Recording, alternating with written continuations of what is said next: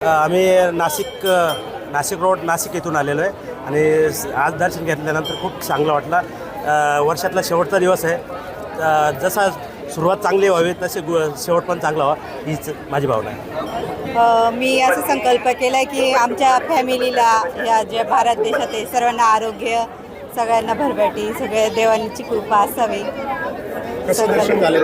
खूप छान झालं। ओढ असते दर्शनाची एक, तशी आमची सर्वांची भाविकांची ओढ होती, पळापळी होती। छान वाटत होतं, मस्त दर्शन झालं, छान वाटलं। महाराष्ट्रातील सर्वोत्तम देवस्थानापैकी एक देवस्थान म्हटलं तर साईबाबाचं देवस्थान शिर्डी आहे।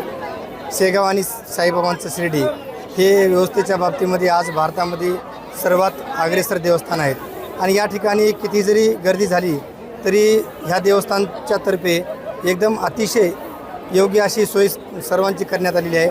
भक्तिनिवास आज गर्दीने फुलून गेलेले आहेत आणि वर्षाचा शेवटचे दिवस असल्यामुळे आणि नवीन वर्षाचे संकल्प करण्यासाठी या देशातून आणि विदेशातून खूप मोठ्या प्रमाणात भाविकांची गर्दी झालेली आहे आणि त्यासोबतच आपण महाराष्ट्रातून, मी व्यक्तिशः नांदेड नायगाव रुई माझं गाव आहे, आमच्या गावातून बरेचसे भाविक हे दरवर्षी नित्यनेमाने या ठिकाणी येत असतात, साईबाबांची दर्शन घेत असतात। साईबाबांच्या सानिध्यामध्ये त्यांना एक वेगळीच ऊर्जा प्राप्त होते।